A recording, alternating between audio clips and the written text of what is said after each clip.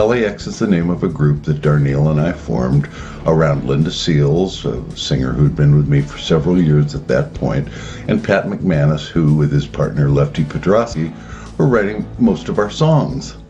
So we added a couple more members. It turned out to be a biracial vocal group, 2 men, 2 women, 2 blacks, 2 whites. And Carol, my wife, and I refinanced our house in Tarzana in order to cut Ain't No Way to Treat a Lady, which I had an exclusive on at that time. Song written by Harriet Schock, and Roger Gordon, my dear friend and racquetball partner, brought it to me. In fact, didn't bring it to me, he sang it to me in the shower when we were at a tennis tournament in Palm Springs. And I came into the bathroom and I said, "What's that song you're singing?" And he said, "Ain't No Way to Treat a Lady. It's brand new." So, like a dummy, instead of just going to Joe Smith at Warner Brothers Records and saying, "Joe, I've got a song I want to record on a group called LAX that I want to record," oh my, I refinanced our house, went in, cut the track, came out great, as did the B-side, Shala Do I, which Pat and Lefty wrote.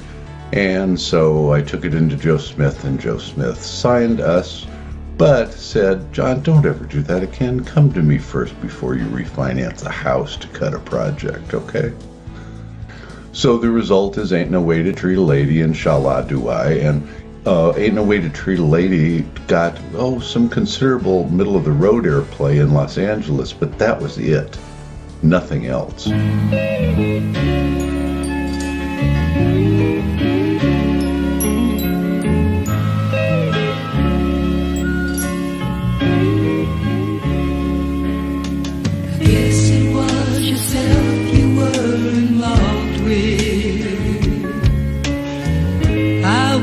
Sworn it was me. I might have found out sooner if you'd only let me close enough to see. That ain't no way to treat a lady, no way to treat your baby, your woman, your friend. She's got me singing shala do I.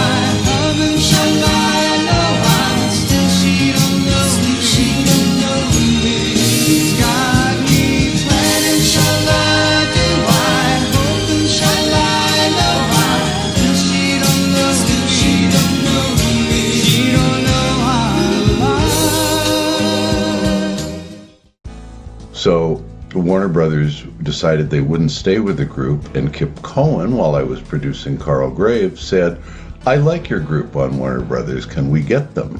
And I said, "Certainly."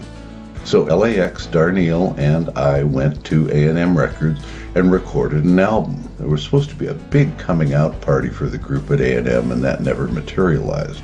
The album, whose cuts you'll hear now, was never released. Nothing happened with it. It was just kind of left to die with no anything. A single came out, which is the first thing I'll play you, called I Betcha, and that was no artistic work of art. It was just cute, catchy, and kind of like Rock the Boat, a simple little song that we hoped would get airplay, which it did in the Pacific Northwest, but that's it.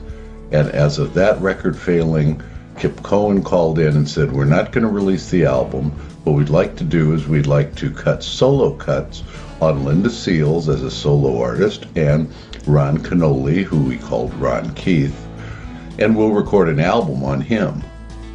So here's a compilation of the things that Darnielle and I did, and then moving on to Linda Seals' single, after which she was dropped by A&M, and a cut from Ron Keith Canoli's album, which was never released. Okay, take a listen. Here they are.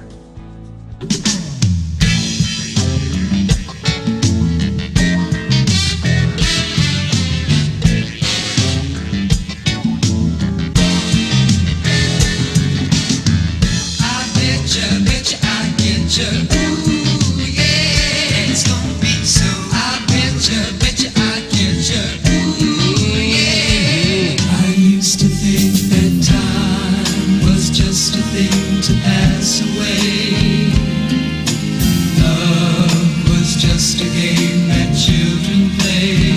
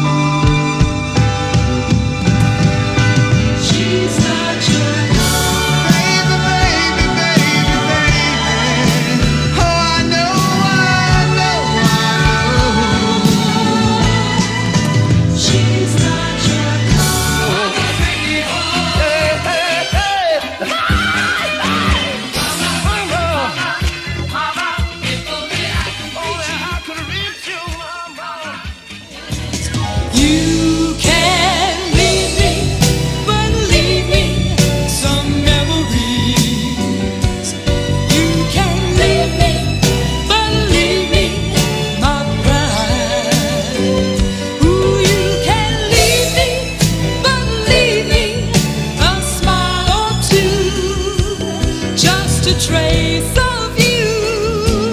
Goodbye. You can leave me, but leave me some memories.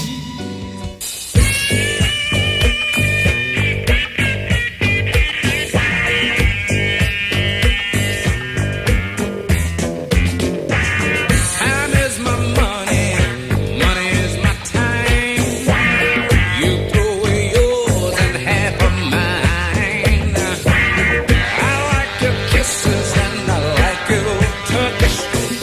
Cost of your love is just a little bit too much of my time. Time,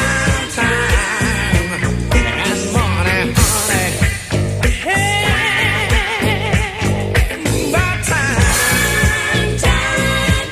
oh, my time and money, honey.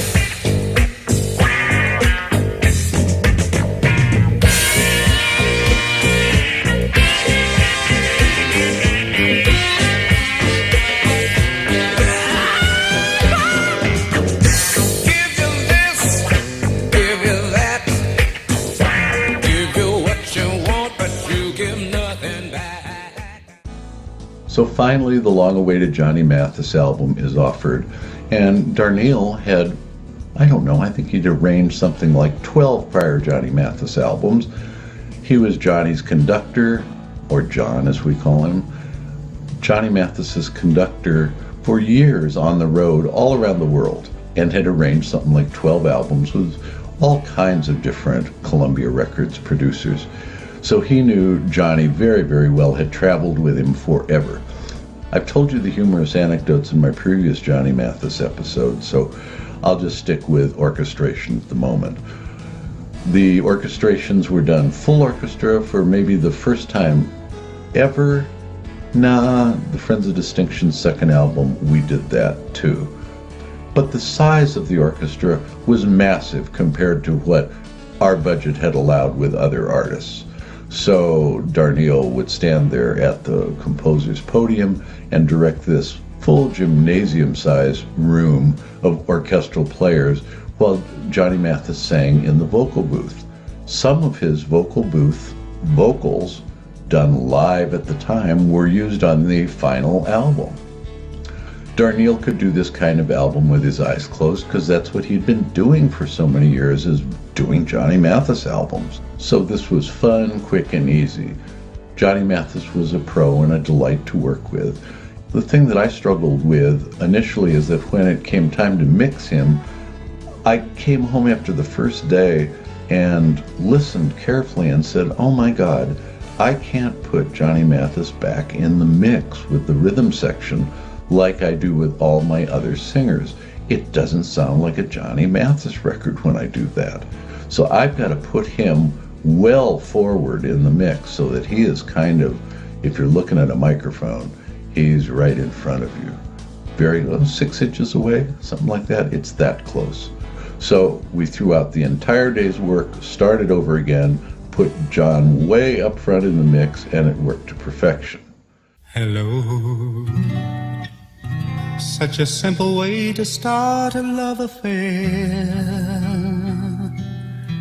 Should I jump right in and say how much I care?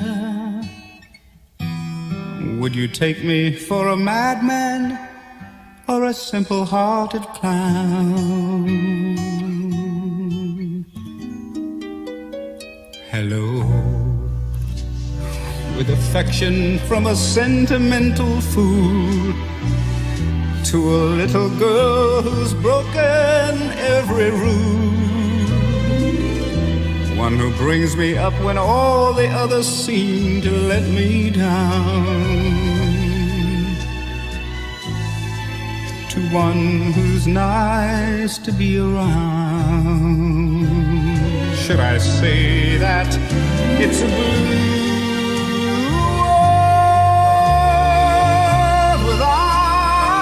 you?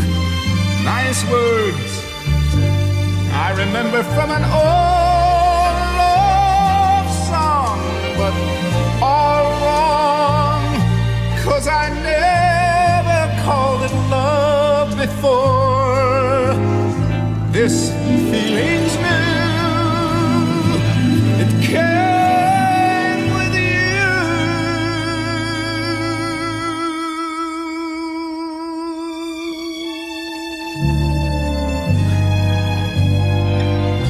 And I know that the nicest things have never seemed to last, that we're both a bit embarrassed by our past. But I think there's something special in the feelings that we found. To one who's nice to be around. And you're nice to be around.